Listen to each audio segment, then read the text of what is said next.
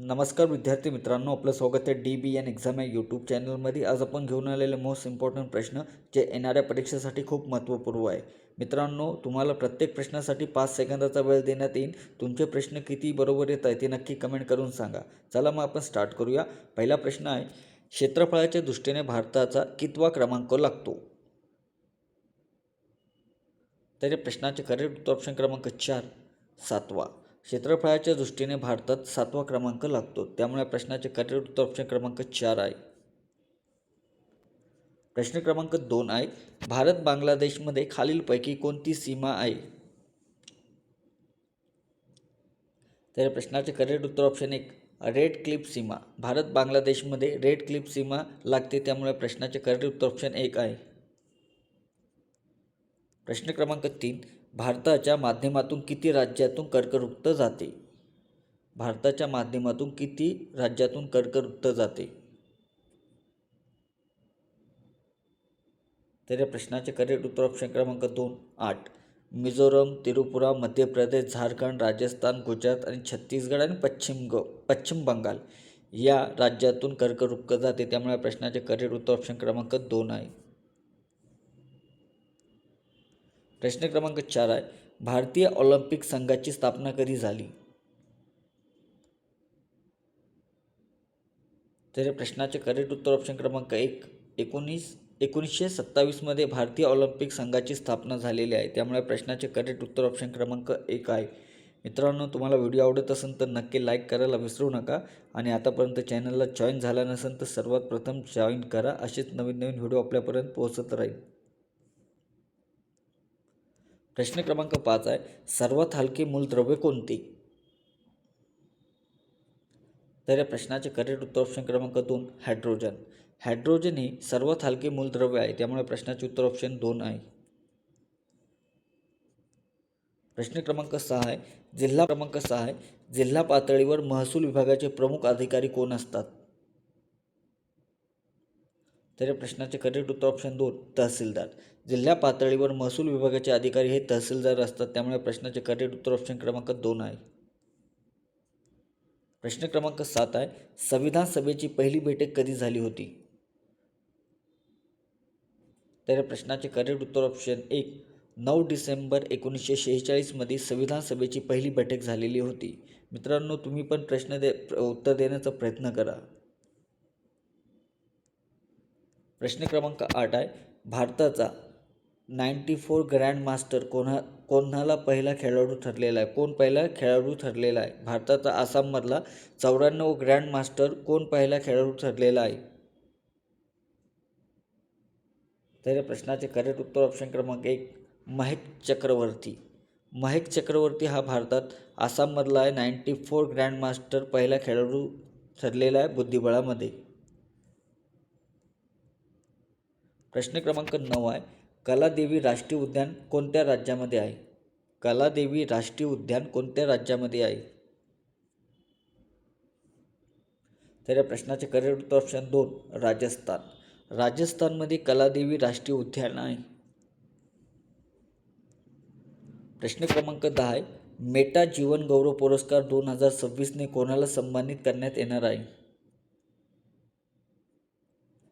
तर प्रश्नाचे उत्तर ऑप्शन 1 अमोल पालेकर यांना मेटा जीवन गौरव पुरस्कार 2026ने सन्मानित करण्यात येणार आहे, त्यामुळे प्रश्नाचे करेक्ट उत्तर ऑप्शन क्रमांक 1 आहे. प्रश्न क्रमांक 11, महाराष्ट्र राज्याचे राज्य खेळ कोणता? तर प्रश्नाचे करेक्ट उत्तर ऑप्शन 2 कबड्डी. कबड्डी हा महाराष्ट्र राज्याचा खेळ आहे, त्यामुळे प्रश्नाचे करेक्ट उत्तर ऑप्शन 2 आहे. प्रश्न क्रमांक 12 आहे, महाराष्ट्र राज्याचा पक्षी कोणता? तर या प्रश्नाचे करेक्ट उत्तर ऑप्शन 3 हरियाल. हरियाल हा महाराष्ट्र राज्याचा पक्षी आहे, त्यामुळे प्रश्नाचे करेक्ट उत्तर ऑप्शन 3 आहे. प्रश्न क्रमांक 13, अमृतसर शहर कोणी स्थापन केले? तर या प्रश्नाचे करेक्ट उत्तर ऑप्शन 1 गुरु रामदास यांनी अमृतसर हे शहर स्थापन केलेले आहे, त्यामुळे प्रश्नाचे उत्तर 1 आहे. प्रश्न क्रमांक 14, महात्मा गांधीजींना राष्ट्रपितामह कोणी म्हणले होते? तर या प्रश्नाचे करेक्ट उत्तर ऑप्शन 2, सुभाषचंद्र बोस यांनी महात्मा गांधीजींना राष्ट्रपितामह असे म्हणलेले आहे. त्यामुळे प्रश्नाचे उत्तर ऑप्शन क्रमांक 2 आहे. प्रश्न क्रमांक 15 आहे, पद्मभूषण पुरस्काराची सुरुवात कोणत्या वर्षी झाली? तर प्रश्नाचे करेक्ट उत्तर ऑप्शन क्रमांक 2, 1954 पद्मभूषण पुरस्काराची सुरुवात झालेली आहे. त्यामुळे प्रश्नाचे उत्तर ऑप्शन क्रमांक 2 आहे. प्रश्न क्रमांक 16, लखनौमधील 1857चा उठावचे नेतृत्व कोणी केले होते? लखनौमध्ये 1857चा उठावचे नेतृत्व कोणी केले? तर प्रश्नाचे उत्तर ऑप्शन 1, बेगम हजरत महल यांनी लखनौमध्ये 1857चा उठावचे नेतृत्व केलेले होते. त्यामुळे प्रश्नाचे उत्तर 1 आहे. प्रश्न क्रमांक 17, भारताने सर्वात पहिला कोणता सुपर कम्प्युटर तयार केलेला होता? तर या प्रश्नाचे करेक्ट उत्तर ऑप्शन 2, परम हा भारताने सर्वात प्रथम पहिला सुपर कम्प्युटर तयार केलेला होता. त्यामुळे प्रश्नाचे करेक्ट उत्तर ऑप्शन क्रमांक 2 आहे. प्रश्न क्रमांक 18, मानवाच्या खोपडीमध्ये किती हाडे असतात?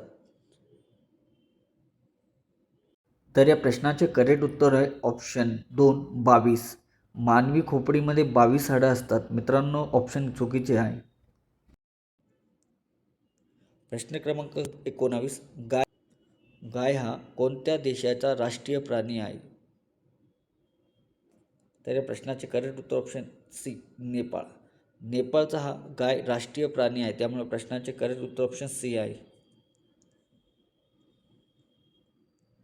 प्रश्न क्रमांक 20 आहे, कबड्डीमध्ये किती खेळाडू असतात? तर या प्रश्नाचे करेक्ट उत्तर ऑप्शन बी, 7. कबड्डीमध्ये 7 खेळाडू असतात. प्रश्न क्रमांक 19, सावित्रीबाई फुले यांनी महिलांसाठी पहिली शाळा कुठे सुरू केली? तर या प्रश्नाचे करेक्ट उत्तर ऑप्शन सी, पुणे येथे. सावित्रीबाई फुले यांनी महिलांसाठी पहिली शाळा ही पुण्यामध्ये स्टार्ट केलेली होती. त्यामुळे प्रश्नाचे उत्तर सी आहे. प्रश्न क्रमांक 22, जय जवान जय किसान हा नारा कोणी दिला होता? तर या प्रश्नाचे करेक्ट उत्तर ऑप्शन बी, लाल बहादूर शास्त्री यांनी जय जवान जय किसान हा नारा दिलेला होता. त्यामुळे प्रश्नाचे उत्तर ऑप्शन बी आहे. नेक्स्ट प्रश्न आहे, मानवाच्या शरीरात सर्वात मोठी हाड कुठे असते? तर या प्रश्नाचे करेक्ट उत्तर ऑप्शन ए, मांडीमध्ये. मानवाच्या शरीरात सर्वात मोठी हाडी मांडीमध्ये असतात. त्यामुळे प्रश्नाचे उत्तर ऑप्शन ए आहे. प्रश्न क्रमांक 24, स्वामी विवेकानंद यांचे स्मारक कोठे आहे? तर या प्रश्नाचे करेक्ट उत्तर ऑप्शन डी, कन्याकुमारी. स्वामी विवेकानंद यांचे स्मारक हे कन्याकुमारीमध्ये आहे. त्यामुळे प्रश्नाचे उत्तर ऑप्शन डी आहे. प्रश्न क्रमांक 25, भारतीय राज्यघटनेतील कलम 19 स्वातंत्र्याचा हक्क यामध्ये खालीलपैकी कोणत्या स्वातंत्र्याचा समावेश होत नाही? तर या प्रश्नाचे करेक्ट उत्तर ऑप्शन 3, शिक्षणाचं स्वातंत्र्य. भारतीय राज्यघटनेमध्ये कलम 19 स्वातंत्र्याचा हक्क यामध्ये शिक्षणाचा स्वातंत्र्य हक्क हा समावेश होत नाही. त्यामुळे प्रश्नाचे उत्तर ऑप्शन 3 आहे. प्रश्न 26, दाजीपुरा राधानगरी अभयारण्य कशासाठी प्रसिद्ध आहे? तर या प्रश्नाचे करेक्ट उत्तर ऑप्शन बी, गव्यासाठी. दाजीपुरा राधानगरी अभयारण्य हे गव्यासाठी प्रसिद्ध आहे. त्यामुळे प्रश्नाचे उत्तर ऑप्शन 2 आहे, बी. प्रश्न क्रमांक 27 आहे, संगणकात छापील प्रतिमा साठवण्याकरता वापरण्यात येणाऱ्या उपकरणास काय संबोधले जातात? तर या प्रश्नाचे करेक्ट उत्तर ऑप्शन सी, स्कॅनर. संगणकात छापील प्रतिमा साठवण्याकरता वापरण्यात येणारा स्कॅनर या उपकरणाला स्कॅनर असे म्हणतात. त्यामुळे प्रश्नाचे उत्तर ऑप्शन सी आहे. प्रश्न क्रमांक 28, नारायण श्रीपाद राजहंस यांचे टोपण नाव काय? नारायण श्रीपाद राजहंस यांचे टोपण नाव काय? तर या प्रश्नाचे करेक्ट उत्तर ऑप्शन सी, बालगंधर्व. नारायण श्रीपाद राजहंस यांचे टोपण नाव बालगंधर्व आहे. त्यामुळे प्रश्नाचे उत्तर ऑप्शन सी आहे. प्रश्न क्रमांक 29. ओटी हे थंड हवेचे ठिकाण खालीलपैकी कोणत्या राज्यामध्ये आहे? ओटी हे थंड हवेचे ठिकाण खालीलपैकी कोणत्या राज्यामध्ये आहे? तर या प्रश्नाचे उत्तर ऑप्शन डी, तामिळनाडू. प्रश्नाचे उत्तर ऑप्शन डी आहे. प्रश्न क्रमांक 29. काटेपूर्णा व नळगंगा कोणत्या नदीच्या उपनद्या आहे? तर या प्रश्नाचे उत्तर ऑप्शन ए, पूर्णा नदी.